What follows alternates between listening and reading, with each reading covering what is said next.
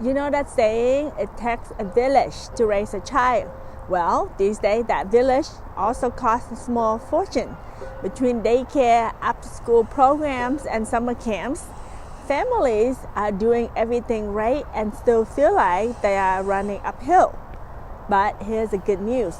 Starting in 2026, under the new One Big Beautiful Bill, the tax code finally catch up a little. Your cost is real and the relief should be real. What about this video? How parents, caregiver, and even small business owner can finally get some breathing room with the expanded child and dependent care credit and higher dependent care FSA limits.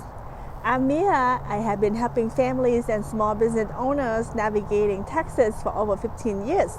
This is just an educational conversation between us, not tax advice, but I want to walk you through what's changing, why it's matter, and how you can plan ahead to actually feel the difference.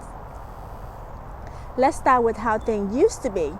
For years, the child and dependent care credit lets families claim up to 35% of their qualifying expenses, but only up to $3,000 if you had one child, or $6,000 if you had two or more. And if your income went up just a bit, that percentage dropped fast.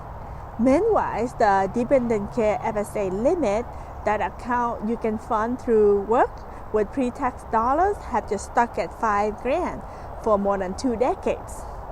For a parent like David and Marisa, a dual income couple in Seattle, were spending nearly $15,000 a year on childcare. They both work full-time. David is a tax analyst, Marisa is a nurse, and their kids are in daycare and an after program. So each April they would tell me, we spend more on childcare than on our mortgage, and yet the tax credit barely make a dent. That's the problem this new law trying to fix. The Big Beautiful Bill that was signed into law in 2025 changed both the credit and FSA starting in 2026. Now the expense cap, the $3,000 for one child and the $6,000 for two or more, stay the same. But here's the real win. The percentage you can claim goes up. It starts at 50% of lower for lower income families, and phase out are more generous. So more middle class households qualify for higher credit rates. And the FSA limit finally moves from $5,000 to $7,500 per household, so $3,750 if you file separately.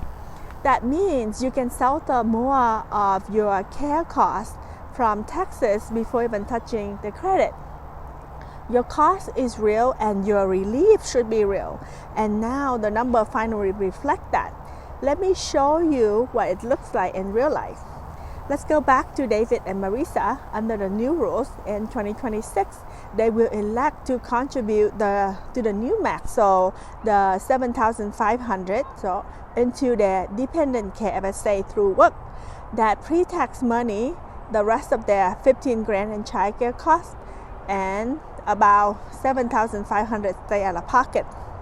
For the child and dependent care credit, only $6,000 of that counts, but that's fine. The adjusted gross income put them in the 35% bracket for the credit. So $6,000 times 35%, that is $2,100 tax credit. Add in the FSA saving, which lowers their taxable income, and they will save another $1,800 or so in combined taxes.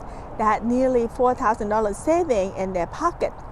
That summer camp or that piano lesson, that's an extra difference for those expenses, right? Now let's meet Jenna, a single mom in Phoenix with one child, her 5-year-old son, Ellie.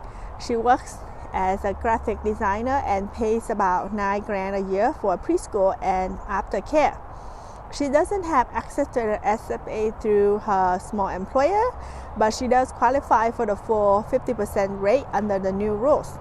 So $3,000 times 50%, that $1,500 tax credit. That's more than double what she got before. And here's the thing, that extra $700, $800 she saves isn't just extra money. It's the difference between replacing her aging laptop or going another year limping along with it. So your cost is real and your relief should be real. Now let's look at another story. Alex, a middle-aged son, takes care of his elderly mom who lives with him. She is no longer able to care for herself, and he hired a home caregiver during the day while he works. So he spent about $8,000 a year. Alex uses a new $7,500 Dependent Care FSA to pay most of the costs pre-tax through his employer plan. The rest qualifies for a small credit. Under the new system, that means $700 more in tax savings compared to before. But for Alex, it's not just the number, it's dignity, right? It's being able to support his mom without feeling like the system punished him for doing the right thing. Now, what do we do with that information?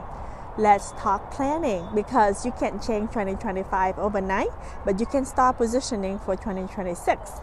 First, you want to map out your AGI early, because the higher your income, the lower your credit percentage.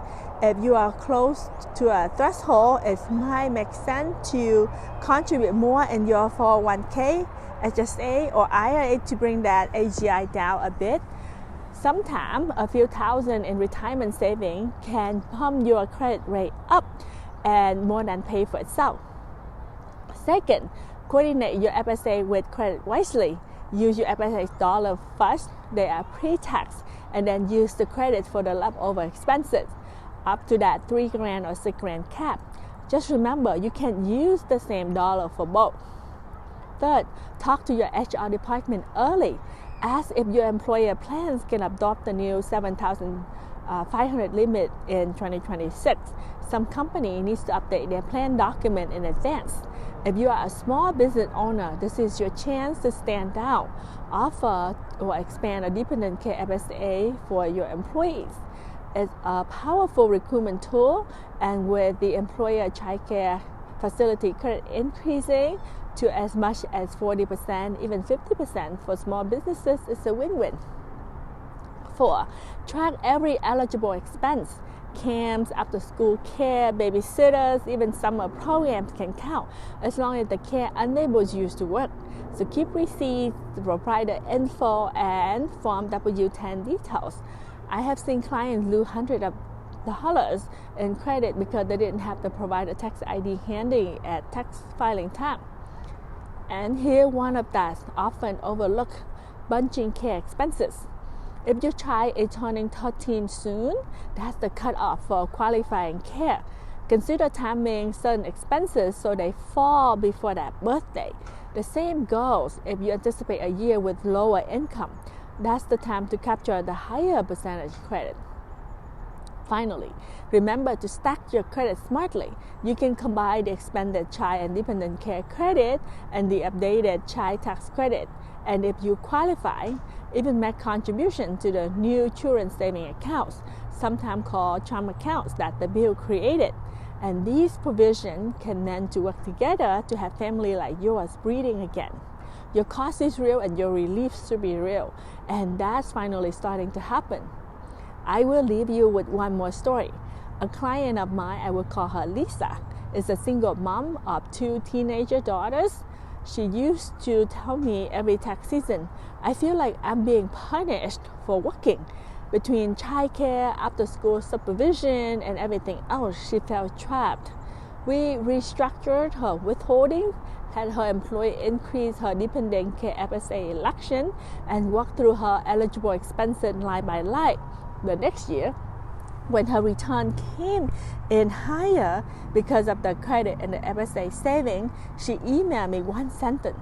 For the first time, I feel like the system sees me. That's exactly what this law is trying to do, to recognize families who are out there making it work every single day.